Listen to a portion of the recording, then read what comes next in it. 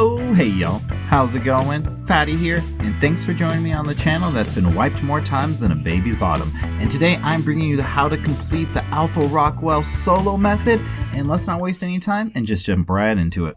So for this video, I'm going to break it into really 3 easily digestible parts just so you can get in, get out, get what you want, and be done with it. So the first one is going to be tributes. I'm going to talk about this just really briefly, not tell you where everything is or where to find it, but just the different variations between gamma, beta, and alpha as well, because they are very different, and the unlocks you get are very useful, so it's kind of interesting to pay attention to that, as well as going through the unlocks like I said, and then we're going to talk about the strategies. What do you need? How do you complete this? What are you going to need to do? All those little fine things, and then get you on your way. But let's just jump into all the tributes and different stuff like that you're going to need. So when it comes to completing the Alpha Rockwell, it's really easy. For the Gamma, you're only going to need 3 artifacts, which is going to be the same for Gamma, Beta, and Alpha. But for Gamma, like I said, you just need the artifacts, and that's going to be the Artifact of the Depth, Shadows, and Stalker.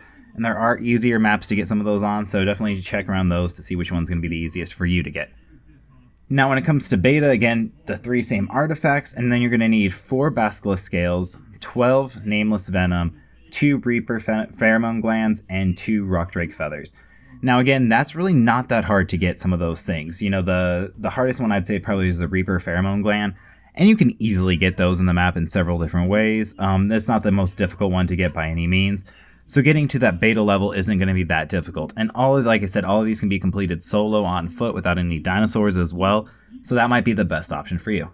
And then after that, it's kind of the same deal. Just you need to double pretty much all those amounts of those previous ones.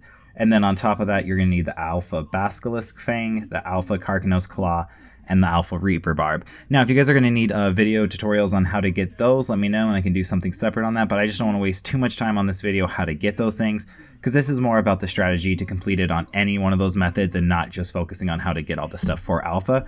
So now that's being said, let's talk about the different unlocks for each 3 of these levels. Now when it comes to unlocks, the Rockwell is one of the best ones in my opinion, because you get the Tech Sleeping Pod, which is just amazing. It cures the goddamn ick, you know, it just refills your food, health, water, all like that when you lay in it, as well as a general XP boost, which is great. But on top of that, you get the Aberrant Implant, the Gamma one, which you get a bonus levels on that one as well. Then you also get the Tech Leggings, which is one of the best ones in my opinion, just for the helping you with the over encumbrance, as well as the Tech Generator, Tech Replicator, and Tech Trough. All really amazing. So it's super easy to get those, especially if you don't want to bother having to do anything besides just get a couple artifacts.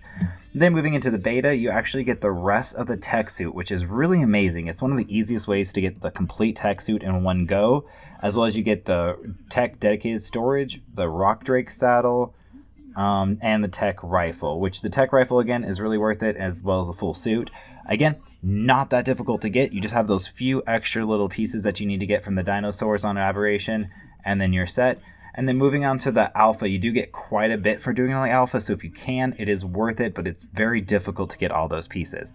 But then you will, on top of everything else, you get the Teleporter, the Tech Railgun, the Force Field, as well as the Cloning Chamber and Rex Tech Saddle.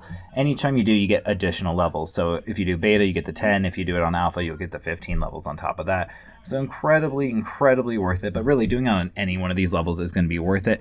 Just to get the Tech Sleeping Pod alone, which is I know why most people are going to do it. But again, even going to the Alpha, it's a really easy way to get the Cloning Chamber and the Teleporter, as well as the Force Field as well. So really easy to consider. And let's go over the methods just so you know how easy it truly is to get this done.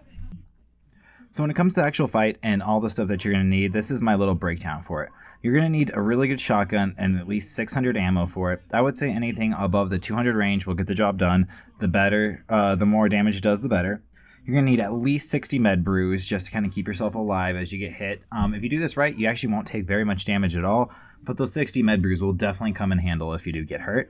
You're going to absolutely need some cactus broth, at least 8, I would say. You know, if you can carry a little bit more, that's not going to be bad.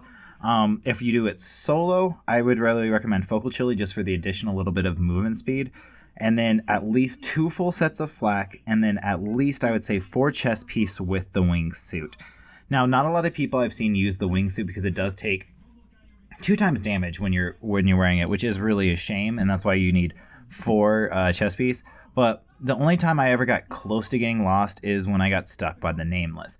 Now, anytime I did get kind of trapped for just a brief second with the Nameless, I was able to kind of just spam jump and then wing glide out of it, as well as a couple hairy situations with some of the Reapers. That's why I would recommend it. It really did come in handy for me. The one time I got stuck near the very end and almost died is because I did not have a wingsuit to get out of that situation. So very, very highly recommend that as well. On top of that, when you first spawn in, you're just going to kind of see a circle pit with all this like boobly goo, purple bubbly goo right in the middle. And your job is just to kind of run around that and then blast the tentacles as they spawn up. Now, I always have to wait. Animations on this boss fight take a couple seconds, whether it's the tentacles first spawning up, or when you finally hit the last tentacle and it's this like little hurt animation before the heart appears where you can shoot it. It always takes a couple seconds before you blast it. So you can waste a ton of ammo if you're not really paying attention to if you're getting the hit markers or not. So anytime there's a transition, just wait a couple of seconds before you blast. Or, you know, if you're going to blast, if you don't get a hit marker, at least wait like 3 seconds and then try again. But the name of the game is always going to be running and moving in circles. So what I like to do is I like to stand in front of Rockwell, and you're going to see 2 tentacles. I always like to shoot down one of them first and then just keep sprinting in like a clockwise or counterclockwise motion. Just keep moving the same way and try to blast the ones in front of you. Now, if you have like a scope on it, you can hit them a little further away. A shadow stake also will help just kind of narrow that field of spray. But you can usually take them out before you get to the next one. So just kind of blast those down as you move around the circle. And then when you get to the end, you should be in a space where the heart animation is going to be going. So if you can run around in a circle till that happens, just blast the heart a couple times and he'll go down and then you can go around again. Now, for me, I found out that this took about 5 rotations of him going down and coming back up. Now, it can take a little bit more because he'll bust out of the hurt animation where you can hit his heart if you just take too long, and it's not always based on damage. Now, if you do enough damage, it'll kind of bust him out of that, and the rotation will begin again. But if you just take too long and you don't do enough damage, he'll kind of snap out of it. So it might be more rotations than that. But if you're actually hitting most of your shots, it should only take 5 times of running around to be able to do it with that. So like I said, it's pretty easy. You should be able to do this solo, especially if you use the wingsuit to help you get stuck. In the boss fight, you can't use grapples or anything like that. So if you get just crowded by a group of Nameless and you don't have a wingsuit, you're probably going to get just wiped right then and there. But thank you guys always so much for watching. I'm going to be starting a new series. We're doing the small tribes.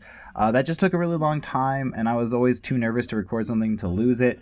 So I didn't really get as much content from that series as I was really hoping to. So I'm going to be doing some solo, some duos, some smaller stuff on maybe MTS or some other kind of private servers, just to really get some PvP content going for you guys, because I know that's been really highly requested, and that's where I really did the whole small tribe thing there for a minute. But it just really wasn't working out for the content I was wanting.